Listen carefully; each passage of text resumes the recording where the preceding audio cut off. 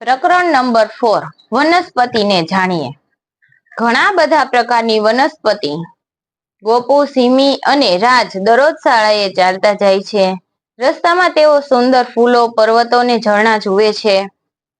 એક દિવસ ગોપુએ નવાઈ પામતા કહ્યું, આ કુદરત કેટલી અદ્ભુત છે કે નહીં. તેમાં ઘણા બધા પ્રકારની વનસ્પતિ, પક્ષીઓ અને જીવજંતુઓ છે. મને નવાઈ લાગે છે કે શું તે બધાની પાસે આપણે કહેવા માટે વાર્તા છે? સિમીએ સહમત થતા કહ્યું, હા, વનસ્પતિ વિવિધ કદ અને આકારની હોય છે. ખૂબ જ નાની નાની, મોટી, જાડી ઝાખરા જેવી.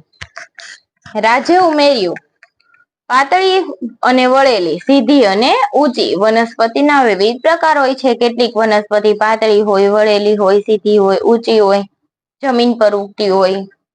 એવી અલગ અલગ વનસ્પતિનું વર્ણન કરતા કહ્યું. જો આ લોકો છે એ દરરોજ શાળાએ ચાલતા જાય છે. ગોપુ, સિમી અને રાજ આ ત્રણેય દરરોજ સ્કૂલે ચાલતા જાય છે અને રસ્તામાં વનસ્પતિઓનું અવલોકન કરે છે.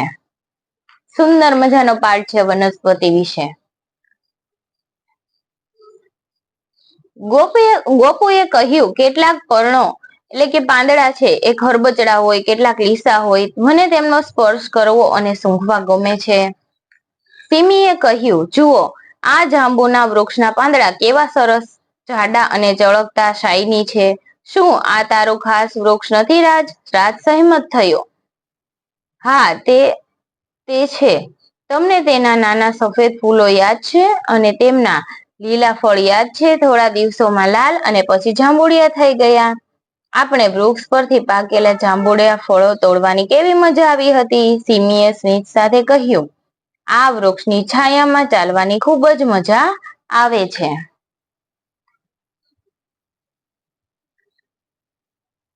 વૃક્ષોને લાકડાનું મોટું થડ અને ઘણી શાખાઓ હોય છે, જેના પર પાંદડા ફેલાયેલા હોય છે. વૃક્ષોના મૂળ જમીનમાં ઊંડે સુધી જાય છે. અહીંયા કેટલાક વૃક્ષો આપેલા છે. આંબો, નાળિયેરી, ખેજડી, ફણસ, વડ, ગરમાળો, પીપળો અને ચિનાર. આમાંથી કેટલાક વૃક્ષો તમે જોયા હશે અને કેટલાક વૃક્ષોને ઓળખી શકતા હશે તમે લોકો. તો તમે કયા વૃક્ષને જોયા હશે તેમને યાદ કરવાનો પ્રયાસ કરો અને આમાંથી કયા વૃક્ષો તમારા ઘરની નજીક અથવા શાળાએ જવાના રસ્તે જોયા છે. તો તમે જેટલા વૃક્ષો જોયા હોય એટલા વૃક્ષોના નામ લખવાના છે. લીમડો, આંબો, બળ, પીપળો, પીપર, આસોપાલવ, બોરડી, બાવળ, પપૈયા, સરગવો, ખેજડી. આ બધા વૃક્ષો આપણે શાળાએ જવાના રસ્તે જોયા હોય. પછી હવે પેલા વનસ્પતિની વાત કરી. હવે આવે છે સૂપ. સૂપ એટલે શું? બધી વનસ્પતિ વૃક્ષની જેમ ઊંચે નથી વધતી. સુંદર લાલ ફૂલોવાળી આ વનસ્પતિને જુઓ. તેને વૃક્ષની જેમ મોટું થડ નથી. ગોપુએ કહ્યું, તેના બદલે તેને કથાઈ રંગની લાકડાની ઘણી દાંડી એટલે કે પ્રકાંડ હોય છે. રાજે ઉમેર્યું, આ ઝાડવા જેવી દેખાતી વનસ્પતિને સૂપ કહે છે. ઘરના આંગણાની તુલસી એક સૂપ છે. સિમીએ માહિતી આપતા કહ્યું, જુઓ, પેલા આપણે વનસ્પતિઓ જોઈ. વનસ્પતિ કેવી હોય? એનું થડ કેવું હોય? જાડું અને ઊંચે સુધી જતું હોય. સૂપ કેવું હોય? તો કે વનસ્પતિ જેટલે ઊંચે ન જતું હોય, પણ એનું પ્રકાંડ છે એ કેવું હોય? કથાઈ રંગનું હોય અને એને ઘણી પ્રકારના પ્રકાંડ એટલે કે નીચે નીચે દાંડીઓ હોય છે.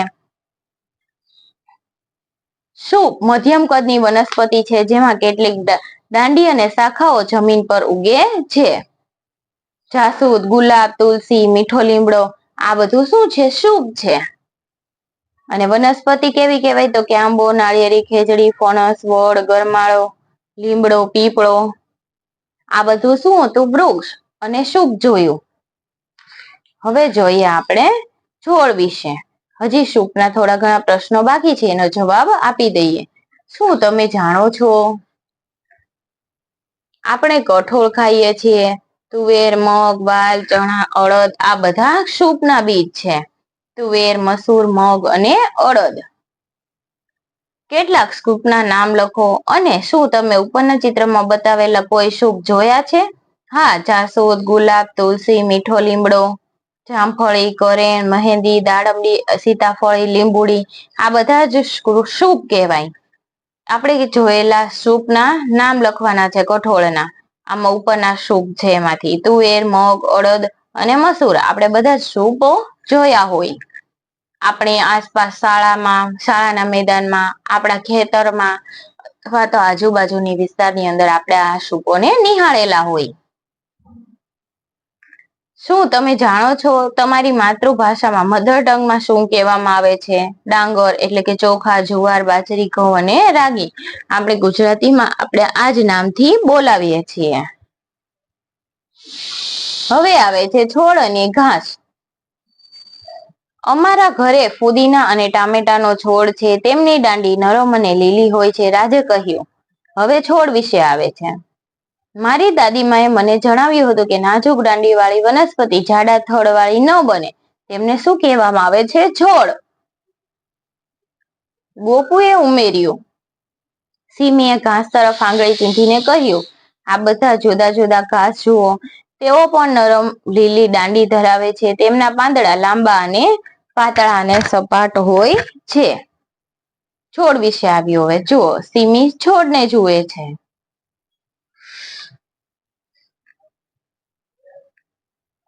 તું સાચું કહે છે સિમી. શું તને લાગે છે ઘાસ પણ એક પ્રકારનો છોડ છે? ગોપુએ પૂછ્યું. છોડ એ નરમ દાંડીવાળી વનસ્પતિ છે જે જાડા થડવાળી બનતી નથી. ઘાસ એ એક પ્રકારના છોડ છે. ઘાસના પાંદડા પાતળા અને સપાટ હોય છે અને તેમની દાંડી પોલી હોય છે. તમારી આસપાસ વિવિધ પ્રકારના ઘાસ જુઓ. તમને કેટલા પ્રકારના ઘાસ જોવા મળ્યા? આપણી આજુબાજુમાં જોઈએ તો લોન એટલે કે આપણે ગાર્ડનની અંદર જઈએ તો નાના નાના ઘાસ હોય છે. એને આપણે છોડ કહી શકીએ. પોલી દાંડી જ હોય માત્ર. ફુદીનો, ટામેટો, કોથમીર, સરસવ, જંગલી ઘાસ આ બધું શું છે? છોડ છે. શું તમે જાણો છો તમે જે અનાજ ખાઓ છો ડાંગર, ચોખા, ઘઉં, બાજરી, ડાંગર એટલે ચોખા, જુવાર, રાગી વગેરે મોટા ભાગના ઘાસના બીજ છે. ડાંગર, જુવાર, બાજરી, ઘઉં, રાગી, શેરડી, વાંસ આ બધું તમે જોઈ શકો છો. શેરડી અને વાંસ ઊંચા ઘાસ છે. વાંસ એ એક પ્રકારનું ઘાસ છે જે ફક્ત 1 વર્ષ કરતા લાંબા સમય સુધી જીવંત રહે છે. એવું નથી પોલી દાંડી જેવું જોઈએ માત્ર નીચા હોય એને છોડ કહેવાય એવી માન્યતા નથી. જેની અંદર પોલી દાંડી આવેલી હોય મૂળ વગરની એને શું કહેવાય? છોડ. જેનું પ્રકાંડ કેવું રહેતું હોય? લીલું. તમે જોયેલ કેટલાક છોડના નામ લખો. તમે તેને જોયા છે તે પણ લખો. મેં જોયેલા છોડ: ટામેટા, ફુદીનો, કોથમીર, બારમાસી, મકાઈ, જુવાર, બાજરી, ઘઉં, રાગી. મેં આ છોડ મારા ખેતરમાં, મારા ઘરે અને મારી શાળામાં જોયા છે. ત્યારબાદ વેલા અને ભૃગુસારી. આ ભૃગપ્રસારી કેવું છે તો કે જમીન ઉપર ચાલતું હોય અને વેલા કેવું છે તો કે વૃક્ષનો ટેકો લઈ, વૃક્ષનો સહારો લઈ અને ઉપર તરફ ચાલતું હોય. જુઓ, આ ઊંચા વૃક્ષને વીંટળાયેલી વળેલી એક વેલ છે. રાજે નવાઈ પામતા કહ્યું. ગોપુ સંમત થયો. અરે હા, મારા મિત્ર જ્યોર્જનાના ઘરે મની પ્લાન્ટ એટલે કે અડુની વેલ છે. બધાએ મની વેલ જોઈ હોય. તે ઉપરની તરફ કેવી રીતે ફેલાય છે તે જોઈને મને નવાઈ લાગી હતી. એવું લાગે છે કે ધીમે ધીમે દિવાલ પર ચડી રહી છે.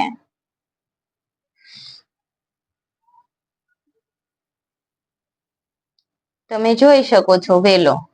સિમીએ સમજાવ્યું કે મની પ્લાન્ટમાં લાંબી અને પાતળી દાંડી હોય છે જે પોતાના મેળે ઊભી રહી શકતી નથી. તમે જોજો વેલાને ટટ્ટાર ઉભો રહી શકે નહીં. વેલો પડી જાય.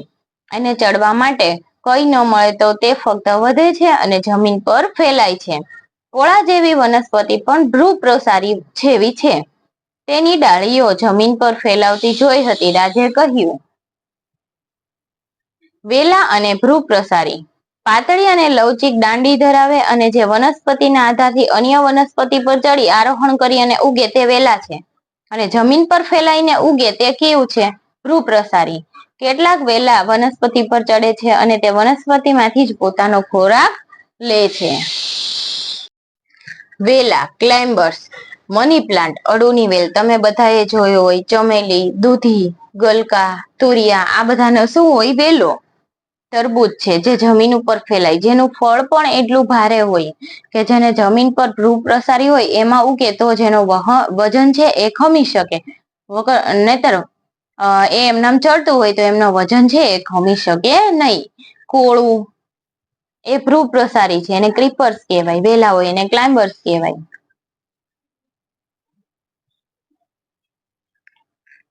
અનુમાન કરો આ શું છે? કંડોળાનો વેલો. આપણે ઘણી વખત જોયા હોય પંડોળા. આ ભ્રૂ પ્રસારી છે કે વેલો? વેલો, કેમ કે એ આધાર લઈને ચડે છે અને એમના જે આ શાકભાજી છે એ લટકે છે. તમે તેને તમારી ભાષામાં શું કહો? પંડોળાનો વેલો. આપણે એ જ કહીએ પંડોળાનો વેલો. તમે કેટલાક વેલા અથવા ભ્રૂ પ્રસારીના નામ લખો. તમે તેમને જોયા છે તે પણ લખો. શું તેમાંથી કોઈ પાના નંબર 53 પર આપેલા ચિત્રમાં છે? તેમને તમારી ભાષામાં શું કહેવાય છે? જો આપણે જોયેલા વેલાના નામ લખીએ. પેલા વાલ, તુરિયા, ચમેલી, ગળો, નાગરવેલ, ગલકા, વાલોલ, વટાણા, કારેલા, ટીંડોળા, દ્રાક્ષ, મની પ્લાન્ટ, કંકોડા, આ બધાના વેલા આપણે જોયા હોય. હવે ભ્રૂ પ્રસારી લખીએ. ભ્રૂ પ્રસારી કેવું? તો કે કોળું, તરબૂચ, સકરટેટી, આ બધા આપણે ભ્રૂ પ્રસારી જોયા હોય. એમનો વેલો પણ આપણે જોયો હોય આપણા ખેતરમાં, આપણી આસપાસના મેદાનમાં અથવા તો શાળાના રસ્તે. આપણી ભાષામાં આપણે એમને આ જ કહીએ છીએ. વનસ્પતિને તમારી ભાષાના નામ આપો. તેઓ છોડ, વૃક્ષ, વેલા કે ભ્રૂ પ્રસારી છે તે કહો. હવે જુઓ, અમુક તમે જે રાજ્ય ફરો એમ તમારી ભાષા હોય એ બદલાઈ જાય. હવે ગલગોટો એને તેલુગુ ભાષામાંથી શું કહે? બાંથી. લીમડો કન્નડ ભાષામાં શું કહે એને? બેઉગીડા. બોરડી મણિપુરી ભાષામાં એને શું કહેવાય? બોરોઈ. તો યાદ રાખજો મિત્રો, પરીક્ષામાં પૂછાઈ શકે કે તેલુગુ ભાષામાં ગલગોટાને શું કહેવાય? તો કે બાંથી. લીમડાને બેઉગીડા. બોરડીને બોરોઈ. આપણી ભાષામાં શું કહીએ એને? ગલગોટો, લીમડો અને બોરડી. આપણી ભાષામાં એમ જ કહીએ. ગલગોટાને છોડ કહીએ, લીમડાને વૃક્ષ કહીએ અને બોરડીને પણ વૃક્ષ કહીએ. હવે એક પ્રવૃત્તિ આપેલી છે. તમારી શાળામાં કે તેની નજીકમાં આવેલા કોઈ પણ વૃક્ષ કે સૂપની બાજુમાં 2 થી 4 ના જૂથમાં ઉભા રહો. હવે તમારી આસપાસ જ્યાં સુધી તમે જોઈ શકો છો ત્યાં સુધી તમારા પગની નજીક જોવાનું ભૂલશો નહીં. તમે કેટલાક પ્રકારના વૃક્ષો, સૂપ, છોડ, ઘાસ, વેલા અથવા ભ્રૂ પ્રસારી જોઈ શકો છો. હવે માનો કે લીમડો દેખાતો હોય તો તમે એને શું કહી શકો? વૃક્ષ. જાસૂદ દેખાતો હોય તો સૂપ. તુલસી દેખાય તો સૂપ. પછી તમને છોડ એટલે કે તમે નાનું એવું ઘાસ લીલું હોય તો એને શું કહી શકો? છોડ.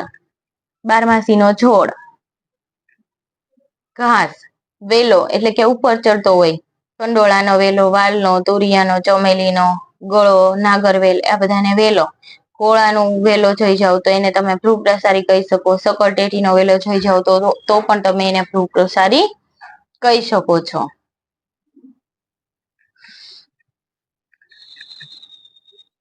ત્યારબાદ એક પ્રવૃત્તિ આપેલી છે.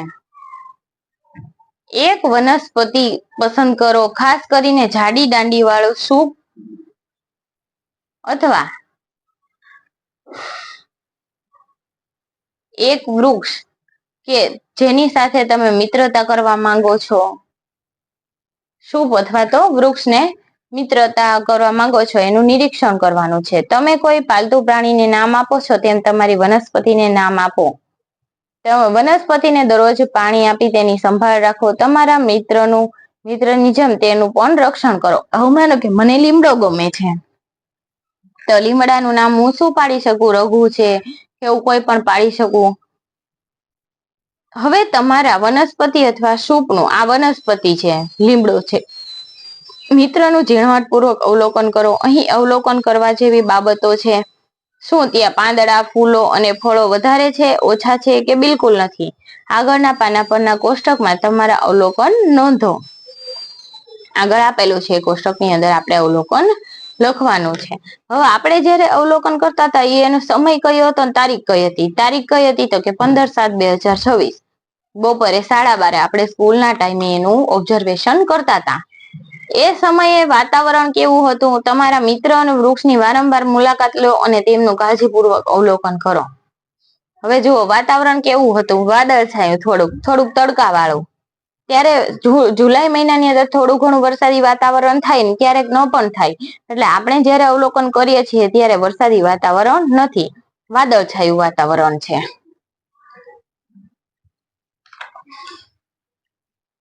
હવે જો અમારું પસંદ કરેલું વૃક્ષ કેવું હતું? લીમડો. હવે એનું ઓબ્ઝર્વેશન આપણે પેજની અંદર ભરવાનું છે. એના પાંદડા કેવા છે? થોડા, ઘણા કે બિલકુલ નહીં, ખૂબ જ વધુ. લીમડાને બહુ પાંદડા હોય. એમનો રંગ કેવો છે? લીલો અથવા પીળો. અને કુંપળો ફૂટતી હોય ત્યારે એનો રંગ કેવો હતો? લાલ થી જાંબુડિયો રંગ. એના પર્ણ દોરવાના છે અહીંયા. અને અન્ય અવલોકન તો કે પાનખરમાં પાન ખરી જાય, વસંત ઋતુમાં નવા પાન અને કુંપળો ફૂટે. આ પાન કેવા હોય છે? શરૂઆતમાં ફૂટે ત્યારે કુંપળો ફૂટે ત્યારે લાલથી જાંબુડિયા હોય છે. અને પાન ખરી જવાના હોય ત્યારે કેવા પાન હોય છે? પીળા પાન.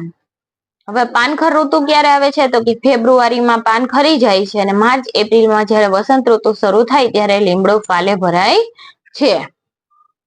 ફૂલો ખૂબ જ વધુ સફેદ ફૂલ આવે. મોર બેસે ને ચૈત્ર મહિનાની અંદર લીમડાનો મોર બેસે. અને આ મોરનો ઉપયોગ શું થાય અન્ય અવલોકનમાં? તો કે ચૈત્ર મહિનાની અંદર માણસો તાવ ન આવે એટલા માટે મોર પીવે છે. અને મોરનો સ્વાદ કેવો હોય છે? તુરો અથવા કડવો. એની અંદર લીંબુ અને મીઠું નાખીને પીએ તો એનો સ્વાદ કેવો આવે છે? તુરોય નહીં ને મીઠોય નહીં, એવો સ્વાદ આવે એનો. ફળો કેવા હોય? વધુ હોય. શરૂઆતમાં લીલા અને પછી પાકે પછી કેવા થઈ જાય? પીળા. અને નાની નાની લીંબોળી. મોરમાંથી ફળ બને. વૈશાખ મહિનામાં આવે છે. આ મોર હોય એ મોટો થાય એટલે કાચી લીંબોળી બને અને એ લીલા કલરની હોય. અને પછી વૈશાખ મહિના સાઈડ આ લીંબોળી પાકી જાય ત્યારે પીળું ફળ થઈ જાય. લીમડાનું ફળ કયું? તો કે લીંબોળી. અને આ લીંબોળીઓ છે એ કાગડા, કોયલ, લીમડાની અંદર સૌથી વધારે કોયલ સ્થાન લે. અને એ કોયલ કુહુ કુહુ કરતી લીંબોળીની અંદર પીળી જે લીંબોળી હોય છે એ ખાય છે. શું તમને વનસ્પતિ પર નવા પાંદડા ઉગતા જોવા મળે છે? જેમ જેમ પાંદડા મોટા થતા જાય તેમ રંગો બદલાય છે. હા, આપણે જોયું ને, લીમડો છે એના પાન કેવા હોય છે? શરૂઆતમાં કુંપળો ફૂટે ત્યારે લાલ અને પછી એ કેવી હોય છે? જાંબુડિયા રંગની. અને એ ખરવાના હોય ત્યારે કેવા થઈ જાય છે? પીળા. શું જૂના કથાઈ રંગના પાંદડા જમીન પર પડે છે? હા, પીળા રંગના પડે છે. શું તમને ફૂલો ખીલતા અથવા કોઈ ફળ આવતા જોવા મળે છે? હા, લીંબોળી આવતી જોવા મળે છે. તમે અન્ય કયા અવલોકન કર્યા? આ ઉપરના અવલોકન છે એની અન્યમાં અહીંયા જે અવલોકન છે એ અન્ય અવલોકન કહેવાય. કઈ ઋતુમાં પાંદડાનું બેસવું, કઈ ઋતુમાં પાંદડાનું ખરવું, ક્યારે ફળ આવવું, ક્યારે ફળનું ખરવું, કોણ કોણ એનું ફળ ખાય છે, આને શું કહેવાય? અન્ય અવલોકન. તમારા અવલોકનની નોંધણી કરો. લીમડો. અને આ પણ નીચેનો પ્રશ્ન છે. તમારી નોટબુકમાં તમારી વનસ્પતિ વિશે લખો. બંનેમાં જવાબ એક જ આવશે.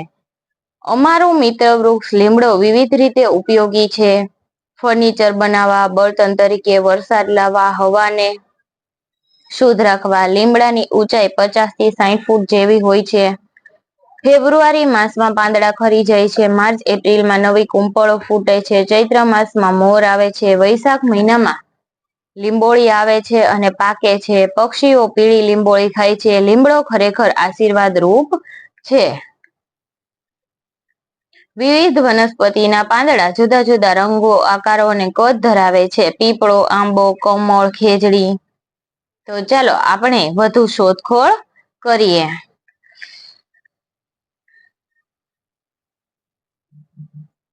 પ્રવૃત્તિની અંદર શું કરવાનું છે? એક સરસ મજાની એક્ટિવિટી થાય એમ છે. તમારી આસપાસના પાંદડાનું અવલોકન કરો.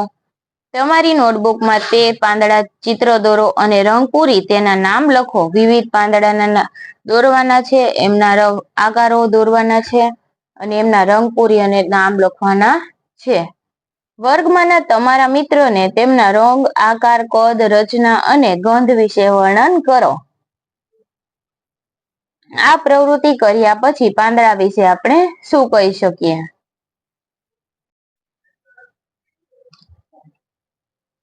દરેક પાંદડાની ગંધ એકબીજાથી અલગ હોય છે. મેં નોંધ્યું કે તુલસી, કોથમીર, મીઠો લીમડો, ફુદીનો અને લીલી ચા આ બધાની ગંધ આશ્ચર્યજનક રીતે અલગ હોય છે. સિમીએ રાજને કહ્યું, શું તે ક્યારેય આંબાના પાંદડાને મસળીને સૂંઘી જોયું? અને મને એની ગંધ ખૂબ જ ગમે છે. રાજે ઉમેર્યું, આ વાતચીત મને મીઠી કેરીની સુગંધ યાદ અપાવે છે. મારો ભાઈ જોઈ શકતો નથી, પરંતુ નજીકમાં રહેલા કોઈ પણ ફળ જેમ કે કેરી, અનાનસ, ફણસ, જામફળ કે જાંબુને તે ગંધથી ઓળખી લે છે.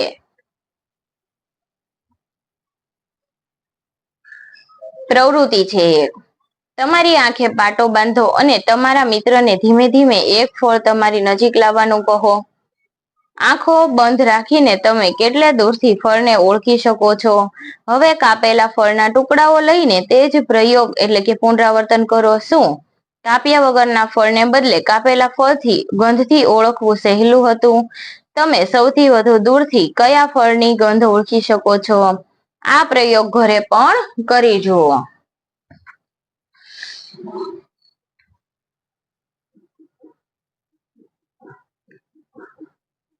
વનસ્પતિ વિશે શીખતી વખતે આપણે આસપાસના ઘણા ભાગોના નામનો ઉપયોગ કર્યો, જેમ કે મૂળ, દાંડી, પાંદડા, ફળો, ફૂલો અને બીજ. ચાલો હવે ટમેટાના છોડનું ચિત્ર જોઈએ અને ધ્યાનપૂર્વક વિવિધ ભાગોનું અવલોકન કરીએ.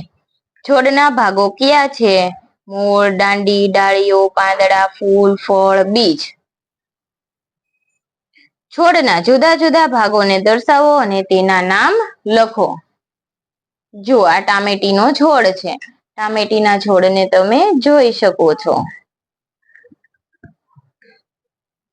આ એના મૂળ છે, દાંડી એટલે કે પ્રકાંડ, એનું પાંદડું, ફૂલ, ટામેટીના ફૂલ જ્યાં ટમેટું બેસવાની શરૂઆત થાય. આ ફૂલમાંથી એક બીજ બને, બીજમાંથી ટામેટું ઉગે, પછી ફળ આવે અને ટામેટાના બીજ. આ આખો અવલોકનનો છોડ આપેલો છે. ફૂલ, પાંદડો, ફળ, બીજ, દાંડી અને મૂળનો અવલોકન છે ટામેટીનો છોડ.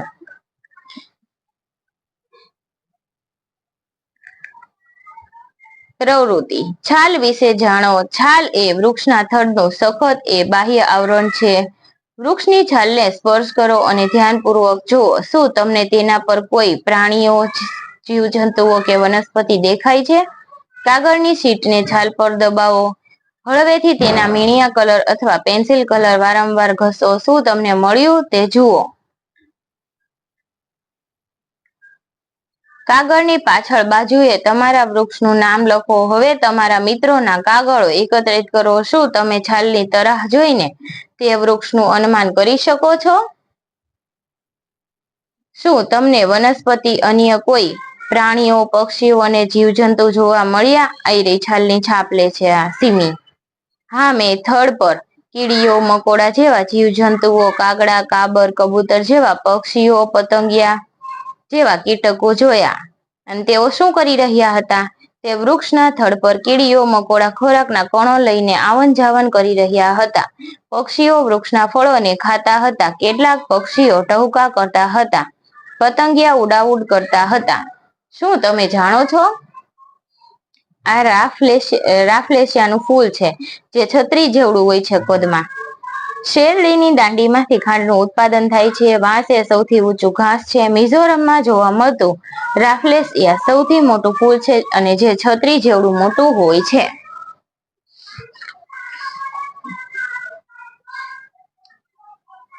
ચાલો આપણે મનન ચિંતન કરીએ.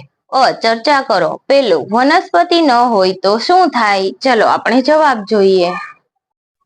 પૃથ્વી પર વનસ્પતિ ન હોત તો સજીવોને જીવવું મુશ્કેલ બની જાત.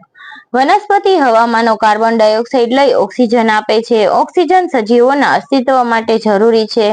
વનસ્પતિને લીધે વરસાદ આવે છે. પાણી વગર સજીવ સૃષ્ટિ શક્ય જ ન હોત. પૃથ્વી પર મોટા ભાગના સજીવો આહાર પૂરો પાડે છે. વૃક્ષ છોડ કુદરતી શોભા વધારે છે અને વનસ્પતિ વાતાવરણ ઠંડુ રાખે છે અને પ્રદૂષણ ઘટાડે છે. આમ વનસ્પતિ ન હોય તો પૃથ્વી પર ગરમીનું પ્રમાણ વધી જાય અને સજીવ સૃષ્ટિ જીવી ન શકે. બીજું, વનસ્પતિને ઉગવા માટે મૂળ કેવી રીતે મદદ કરે છે? મૂળ એ વનસ્પતિનું અગત્યનું અંગ છે. તે જમીનમાંથી પાણી અને ક્ષારનું શોષણ કરી થડ મારફતે ડાળી અને પાંદડા સુધી મોકલે વનસ્પતિની વૃદ્ધિ કરે છે. મૂળ વનસ્પતિને જમીન સાથે મજબૂતીથી પકડી રાખે છે, જેથી વનસ્પતિનું અસ્તિત્વ ટકી શકે. આમ વનસ્પતિના ઉગવા તેમજ તેમના વિકાસ માટે મૂળ મહત્વપૂર્ણ છે. ત્રીજું, દાંડી પ્રકાંડનું કાર્ય શું હોય છે? દાંડી વૃક્ષ વનસ્પતિને ટટ્ટાર રાખવાનું અને આધાર આપવાનું કાર્ય કરે છે. તે મૂળ દ્વારા ચૂસેલા પાણી અને ક્ષારોને વનસ્પતિના બીજા ભાગો સુધી પહોંચાડે છે. લખો. તમે તમારી શાળાના બગીચા કે ઘરની નજીક જોયેલા વનસ્પતિના નામની યાદી બનાવો. તે કયા પ્રકારની છે તે ઓળખો. શું વૃક્ષ, શું છોડ, ઝાડ, ઘાસ, વેલા કે ભૂપ્રસારી? તો ચાલો આપણે કોષ્ટક બનાવીએ. વૃક્ષમાં જોઈએ લીમડો, બાવળ, આસોપાલવ, આંબો, બોરડી, બીલી, વડ, પીપળો, પપૈયું, પીપર. ક્ષુપ ગુલાબ, તુલસી, કરેણ, ઉંબરો, દાડમ, અરડુસી, મોગરો, જામફળી, લીંબુડી. છોડ બારમાસી, ગલગોટા, કુવારપાઠું, કોથમીર, ટમેટા, ધરો, તણખલા, ઘાસ, ખડ વગેરે. વેલા અથવા ભૂપ્રસારી બોગનવેલ, દૂધી, તુરિયા, મધુમાલતી, ગળો, કારેલા વગેરે. બીજું, વનસ્પતિના કયા ભાગે તમને વનસ્પતિના પ્રકારને ઓળખવામાં મદદ કરી? વનસ્પતિના થડ, દાંડી, પ્રકાંડ ભાગે મને વનસ્પતિઓ ઓળખવામાં મદદ કરી. ત્રીજું, તમારા મનપસંદ છોડનું વર્ણન કરો. શા માટે તે તમારું પ્રિય છે? મારો મનપસંદ છોડ ગુલાબ છે. તે કાંટાવાળો અને સુગંધિત ફૂલો ધરાવતો છોડ છે. તે બગીચાની સુંદરતા વધારે છે. ગુલાબનો છોડ જાળીદાર હોય છે અને છોડની ડાળી પર તીક્ષ્ણ કાંટા હોય છે, જે રક્ષણ આપે છે. તેના પાંદડા સામાન્ય રીતે ઘેરા લીલા, ચમકતા, ડાળીવાળા અને સંયુક્ત રીતે જોડાયેલા હોય છે. ગુલાબ ફૂલો વિવિધ રંગોમાં આવે છે, જેમ કે લાલ, સફેદ, પીળા, ગુલાબી, નારંગી, કથ્થઈ. વિશ્વમાં ગુલાબની 300 થી વધુ પ્રજાતિ જોવા મળે છે. ગુલાબને ફૂલોનો રાજા માનવામાં આવે છે અને તે સુગંધ, દવા અને સુશોભન માટે મહત્વપૂર્ણ છે. આથી ગુલાબ મારું પ્રિય છે. ચિત્ર દોરો. તમે તમારી આસપાસમાં જોયેલ વિવિધ પ્રકારના પાંદડા દોરો. તુલસીનું પર્ણ, કરેણનું પર્ણ, બારમાસી, ગુલાબ, જાસૂદ અને મોગરો. આપણે આમના પર્ણ જોયેલા હોય, તેથી આપણે સરળતાથી દોરી શકીએ. રંગોળી બનાવો. જમીન પર પડેલા પાંદડા અને ફૂલો એકત્રિત કરો. તેમને યોગ્ય તરાહમાં ગોઠવી રંગોળી બનાવો. તમે એકત્રિત પાંદડાનો ઉપયોગ કરી વિવિધ પ્રાણીઓના આકાર પણ બનાવી શકો છો. નીચે એક્ટિવિટીઝ કરવા માટે મસ્ત પેરોટ બનાવેલો છે, કાચબો બનાવેલો છે, દેડકો બનાવેલો છે, ઉંદર બનાવેલો છે, ગાય બનાવેલો છે, બકરી, ગધેડો, સિંહ, ચિત્તો, હાથી વગેરેને આપણે પાંદડા એકત્રિત કરી અથવા ફૂલો એકત્રિત કરી અને પર્ણમાંથી બનાવવાનું છે. વિડીયોને નિહાળવા બદલ થેન્ક યુ.